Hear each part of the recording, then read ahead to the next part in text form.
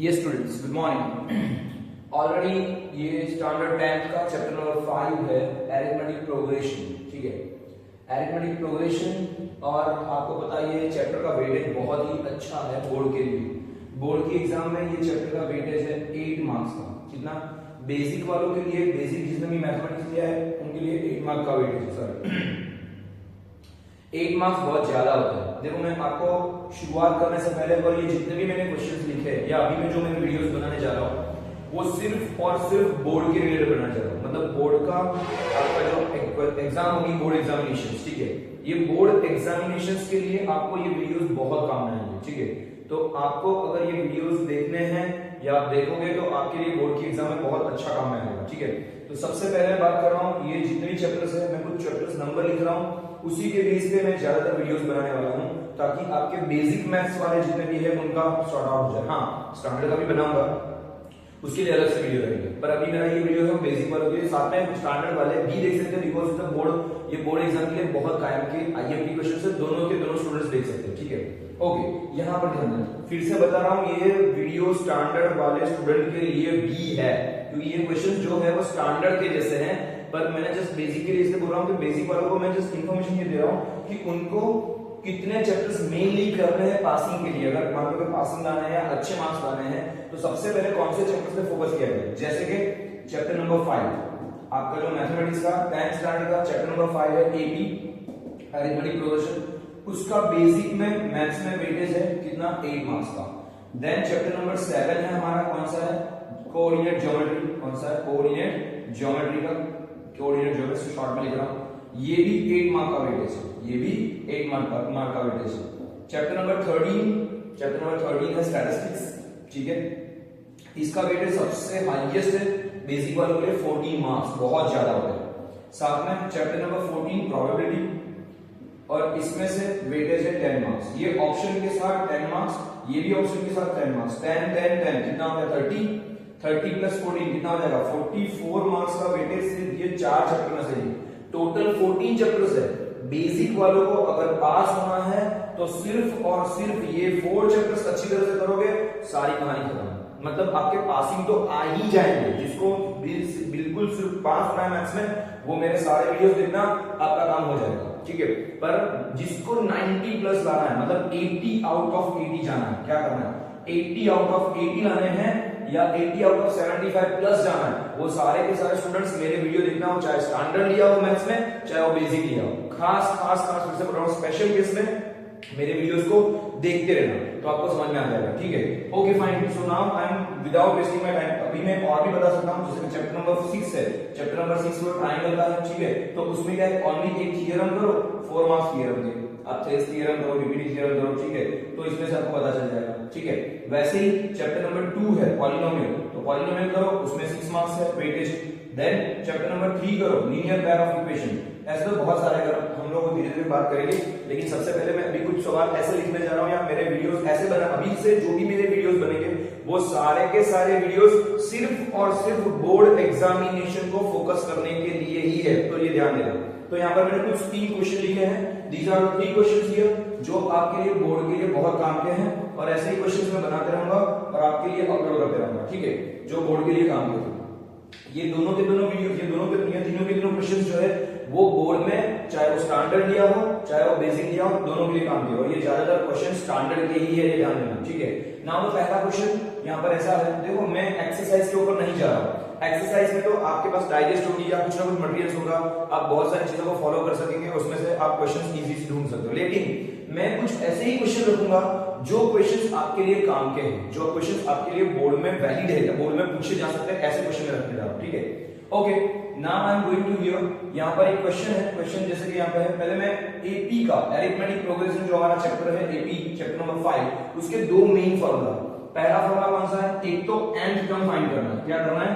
nth term find करने का एक फार्मूला जिसको बोलते हैं an इक्वल टू, क्या है फार्मूला हमारा? an equal to a plus n minus 1 into d. और ये फार्मूला के बारे में सभी को पता है, आपको चैप्टर पता ही होगा, पर फिर भी अगर नहीं किसी को पता है तो मैं जिस बता रहा हूं, ये पहला फार्मूला है an equal to a plus n minus 1 into d. This is the nth term formula. अगर किसी भी टर्म को फाइंड करनी है तो आप ये फॉर्मूला देख सकते हो। दूसरा, मेरे कुछ वीडियोस है आगे जिसमें ये एन टर्म को कैसे फाइंड करना है वो मैंने आपको बताया, ठीक है। अभी मैं उसके ऊपर शॉर्ट आउट नहीं कर रहा हूं। ए का मतलब होता है जस्ट होता है कि एपी में दी हुई फर्स्ट टर्म, एन का मतलब होता है नंबर ऑफ टर्म जो हमको फाइंड करना है, डी का मतलब होता है कॉमन डिफरेंस, ठीक है। But this is the normal formula. Then दूसरा क्वेश्चन, दूसरा मतलब फार्मूला हमारा इस चैप्टर का फेमस है, Sn equal to n upon 2a plus n minus 1 into d। अभी मैं Sn का इसमें कोई भी क्वेश्चन नहीं रखा है तो मैं भी इस बारे में बात नहीं कर रहा हूं, बाद में बात करूंगा नेक्स्ट वीडियो में, या ये वीडियो कंटिन्यू करेंगे तो उसमें बता दूंगा, ठीक है। अभी मैं 3 क्वेश्चन का वीडियो लेकर आया हूं तो पहले उस पर फोकस करते हैं। हमको ये फार्मूला यूज करना है n टर्म वाला। अब देखते क्या होता है। यहां पर क्या दिया है क्वेश्चन में, पहला क्वेश्चन ऐसा है, इफ a11 इक्वल टू 38, क्या लिखा है, a11 इक्वल टू 38, मतलब 11th टर्म है वो 38 है, एंड a16 इक्वल टू 73 ये दिया है, ठीक है। मतलब 11th टर्म, सुनना, अगर मान लो कि मैंने AP का 10th टर्म का फार्मूला लिखा है an equal to a plus n minus 1 into d, ये पहला क्वेश्चन, मतलब ये फार्मूला है, ठीक है। अब मैंने क्या बताया यहाँ पे 11th टर्म, क्या बोला है मैंने यहाँ पे 11th टर्म, तो 11th टर्म का मतलब होता है a11, n की जगह पर मैंने क्या रखा 11, तो यहाँ पर क्या होगा, a हमारे पास a नहीं है, a और d दोनों दिया नहीं है, फर्स्ट टर्म भी नहीं पता है ना कॉमन डिफरेंस इस क्वेश्चन में पता है, ऐसे क्वेश्चन पूरे पूछे जाएंगे। तो 11th टर्म होता है a plus n minus 1, n कितना है हमारा 11, 11 माइनस 1 क्या हो जाएगा 10, और ये हो जाएगा d, तो 11th टर्म हो जाएगा a प्लस 10d। जितना भी नंबर का टर्म दिया हो, जो भी नंबर का टर्म दिया हो, उससे एक नंबर का d कम करना है। मान लो मैं बोल रहा हूं a50, तो ये हो जाएगा 50 टर्म, तो यहाँ पे क्या बचेगा a प्लस n माइनस 1, तो 50 में से एक जाएगा तो कितना बचेगा 49d, ऐसा करना। अगर मान लो मैं बोलूं 5th टर्म, तो 5th टर्म में क्या होगा a प्लस 4d, जितना भी टर्म है, जितना भी नंबर ऑफ टर्म है उसमें से एक d लेस करना, ठीक है। तो यहाँ पर हम लोग आगे बढ़ते हैं। यहाँ पे 11 टर्म आपको दे दिया, कितना दिया है 11 टर्म दिया है 38, तो ये क्वेश्चन का इक्वेशन बनेगा 38, this is the first equation, ये हमारा फर्स्ट इक्वेशन बना, ठीक है, ये हमारा फर्स्ट इक्वेशन बना। 11 टर्म दिया है 38, मतलब a plus 10d equal to 38, okay. Now कौन सा टर्म दिया है 16, तो 16 टर्म में क्या आएगा a16, क्या होगा a16, a16 का मतलब होता है a प्लस 15d, जितना भी नंबर ऑफ टर्म उसमें से एक लेस कर दो d, और वो कितना दिया है वो 73, तो a plus 15d equal to 73, this is the second question, मतलब सेकंड इक्वेशन। अब देखो दोनों इक्वेशन इक्वल जैसे है, दोनों इक्वेशन सेम सेम जैसे है, मतलब इक्वल नहीं है, एक्चुअली इक्वेशन बने। और आपका थर्ड चैप्टर देखोगे एलिमिनेशन वाला, लीनियर पेयर ऑफ इक्वेशन वाला, तो उसमें लीनियर पेयर में एक मेथड आती है जिसका नाम है एलिमिनेशन। तो हम इस क्वेश्चन में हमको ना a दिया है, ना एपी में d दिया है, ना कॉमन डिफरेंस कुछ भी नहीं दिया है, पर हमारे पास इक्वेशन बन रहा है। तो ये इक्वेशन में से क्या करेंगे हम लोग, बाय एलिमिनेशन मेथड, मतलब थर्ड चैप्टर की मेथड है एलिमिनेशन, तो हम लोग क्या करेंगे एलिमिनेशन मेथड को यूज करेंगे।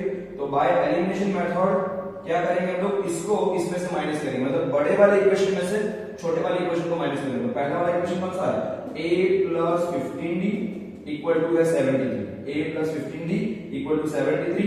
दूसरा इक्वेशन है a प्लस 10d, छोटे इक्वेशन को नीचे लिखना है, मुझे इसमें से एलिमिनेशन मेथड से क्या करना है, इसका सब्ट्रैक्शन करना है। क्या कर रहा हूं मैं, इसको सब्ट्रैक्ट कर रहा हूं, क्या कर रहा हूं सब्ट्रैक्ट। यहां पे लिख सकते हो by using the elimination method क्या करेंगे, v सब्ट्रैक्ट इक्वेशन 1 फ्रॉम 2, ऐसा लिख सकते हैं आप। यहां पे लिख सकते हैं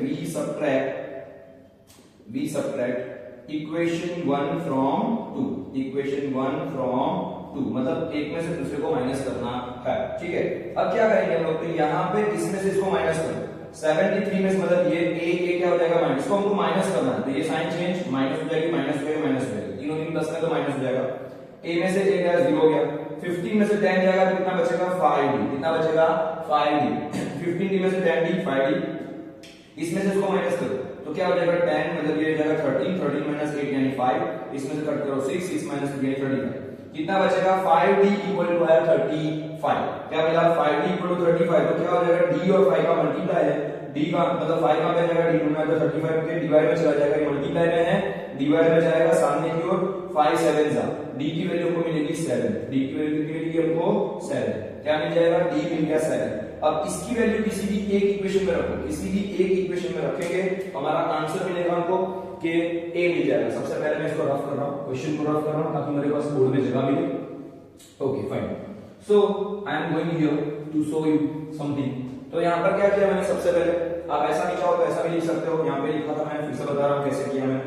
तो हम लोग क्या करेंगे, by using the elimination method क्या करेंगे, v सब्ट्रैक्ट इक्वेशन 1 फ्रॉम 2, बड़े में से छोटे को माइनस करना है। क्या किया मैंने, a plus 15d equal to किया 73, a plus 10d equal to किया 38। दोनों को माइनस करो, माइनस माइनस माइनस, इसको मैं माइनस कर रहा हूँ। a में से a गया 0 हो गया पे, 15 में से 10 जाएगा तो 5d बचेगा, इसमें से इसको माइनस करोगे तो 35 आएगा, आप कर सकते हो। देन d की और 5 की मल्टीप्लाई तो 35 डिवाइड बाय 5 क्या हो जाएगा, d इक्वल टू क्या आंसर मिल रहा है हमको, d इक्वल टू 7 मिल रहा है, पहला आंसर मिल गया। ओके, अब हमको क्या ढूंढना है, a। तो हम लोग फर्स्ट इक्वेशन में ये d की वैल्यू डाल देंगे तो a मिल जाएगा। तो क्या करेंगे, वैल्यू कर रहे हैं तो eliminate the value of the a, ठीक है, eliminate the value of the a, eliminate the value of a in equation 1। कौन सा इक्वेशन में डाल रहा हूं मैं, पहले इक्वेशन में रखने जा रहा हूं, ठीक है। तो इक्वेशन 1 कौन सा है हमारा, a plus 38d, sorry a plus 10d minus equal to 38। इसमें क्या करना है, d जहां पर दिख रहा है वहां पे क्या करना है, तो d हमने ढूंढा है 7 रखना है, तो d की जगह 7 रख दो। तो a नहीं हमारे पास, तो a प्लस 10 इंटू डी, 10 और d का मल्टीप्लाई है तो 10 7 जा, ये दोनों का मल्टीप्लाई, तो d की जगह पे मैंने 7 रख दिया, ठीक है, d की जगह पे 7 इक्वल टू 30। क्या हो जाएगा, a प्लस 10 7 का कितना होगा, 70 इक्वल टू 30, 10 7 जा 70 इक्वल टू 38। 70 को नहीं लेके जाओगे तो क्या बन जाएगा, माइनस हो जाएगा, तो 38 माइनस 70 70, a की वैल्यू आ रही माइनस में 32, क्या हो जाएगा, क्योंकि 38 में 70 जाएगा, लेकिन 70 में से 38 को निकालो तो क्या बचेगा, यहाँ पे 32 बचेगा। और जो बड़े नंबर की साइड है तो लार्जर नंबर कौन सा है, 70, दैट्स व्हाई एक आंसर मिला हमको नेगेटिव, क्या मिला, नेगेटिव। अच्छा, क्वेश्चन हमारा ये था, मतलब हमको a मिल गया, d मिल गया, पहला क्या मिला d, अब मिला a, और हमको ऐसा पूछा है क्वेश्चन में a29 फाइंड करो। क्या करना है, a29 को फाइंड करना है। तो a29 फाइंड करने के लिए क्या करना पड़ेगा हमको, a29 equal to a plus 28d, बस आसान है, फिर आप आराम से कर सकते हो। तो क्या करेंगे, a की वैल्यू हमारे पास है अभी यस 32 माइनस में प्लस 28 मल्टीप्लाई d की वैल्यू क्या है हमारे पास 7, d की वैल्यू आई थी 7। अब दोनों का मल्टीप्लाई करो तो माइनस में 32 एज इट इज, 28 7 जा, 28 7 जा मतलब 14 का स्क्वायर होता है 196। अगर आप मल्टीप्लाई करोगे तो भी समझ में आएगा, 27 28 7 जा, 7 8 जा 56 कैरी 5, 2 7 जा 14 प्लस 5 हो जाएगा 19, 196, ठीक है। अब 196 प्लस में है और 32 माइनस में है, तो 196 में 32 को निकालो तो 2 में से 6 में से 4 जाए, 2 जाएगा 4, यहाँ पे आएगा 6। आंसर बन गया आपका a29 इक्वल टू 164।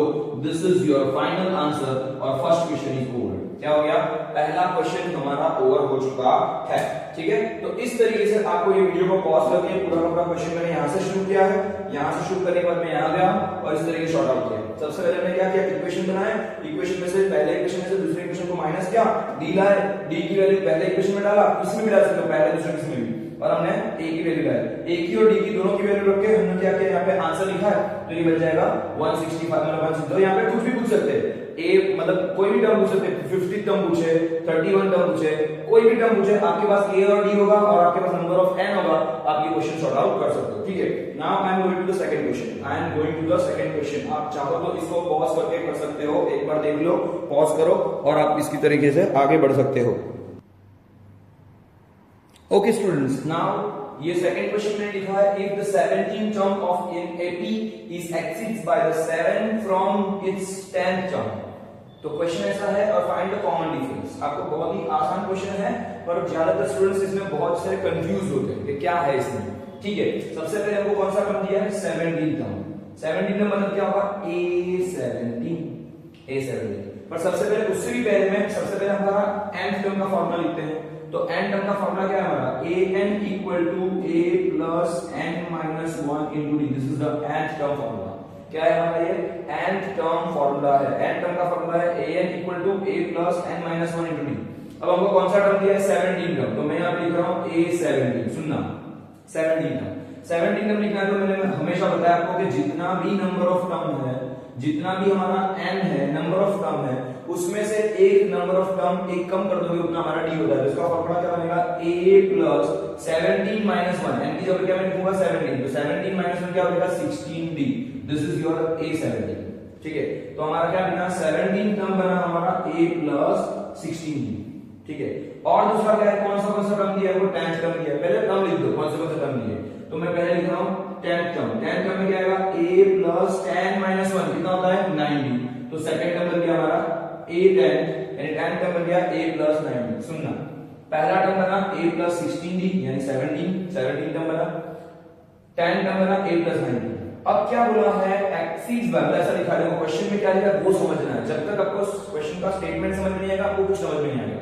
यहाँ पे लिखा है कि 17 term of an AP is exceeds by 7। क्या लिखा है 17 term of an AP is exceeds by 7 from the 10 term. मतलब ऐसा लिखा है कि हमारा जो A17 है 17 नंबर का जो टर्म है वो 10th टर्म से, सुनना क्या लिखा है 10th टर्म से 7 ज्यादा है। इसका मतलब ये स्टेटमेंट ये कहना चाहिए 17 term of an AP is axis by 7 from its 10th term। मतलब 10th टर्म से 7 एक्स्ट्रा है, मतलब 7 मतलब जो 10th टर्म का जो आंसर आएगा वो उससे 7 एक्स्ट्रा है क्या 17 टर्म। तो ये हमारा इक्वेशन बन रहा है, क्वेश्चन ये मीन है, क्वेश्चन हमारा ये मीन है। ठीक है, अब मैं क्या करूंगा 17 टर्म की जगह पे a प्लस 16d लिख दूंगा, इसकी जगह पे मैं ये लिख दूंगा। तो मैं क्या कर रहा हूं यहाँ पे a प्लस 16d, क्योंकि 17 टर्म को इससे बोलते हैं, इक्वल टू क्या हो जाएगा a प्लस 9d प्लस क्या हो जाएगा 7। This is your 17 term, this is your 10 term, और उससे क्या है 7 एक्स्ट्रा है ये। अब ब्रैकेट ओपन कर दो तो ये बन जाएगा a plus 16d equal to a plus 9d plus 7। अब मैं क्या करने जा रहा हूं, ये दोनों को मैं लेफ्ट में ले जा रहा हूं। क्या कर रहा हूं मैं, ये दोनों को मैं लेफ्ट में लेके जा रहा हूं, 7 ऐसे लिख रहा हूं। ठीक है, सुनना मैं क्या कर रहा हूं, तो a प्लस 16d यहां से मैं दोनों को लेफ्ट में लेके जा रहा हूं तो ये हो जाएगा minus a minus 9d equal to 7। सुनना यहां पर इक्वल टू की साइन थी, इक्वल टू की राइट साइड है, ये दोनों को उठा के मैं लेफ्ट में लेके जा रहा हूं तो ये क्या बन जाएगा माइनस, ये भी क्या बन जाएगा माइनस, दोनों के दोनों माइनस बन जाएंगे। तो यहां पर a प्लस 16 लिखा, ये दोनों को मैंने राइट में से लेफ्ट में लिया। अब देखो a सेम है पर प्लस माइनस हो जाएगा तो कट हो जाएगा। 16 में से 9 निकालो, क्या हो जाएगा 16d माइनस 9d कितना बचेगा 7d इक्वल टू क्या आंसर आया 7। 16d minus 9d equal to 7। ठीक है, तो ये क्या बन जाएगा, इसमें से इसको माइनस करो 7d, 7 और d का क्या मल्टीप्लाई, तो d के अगर d ढूंढना है तो 7 कहां जाएगा, ये 7 आएगा वो डिवाइड में आएगा 7 के पॉइंट में, तो 7 7 क्या हो जाएगा सेम, कट हो जाएगा, d का आंसर आ गया 1। This is your final answer of the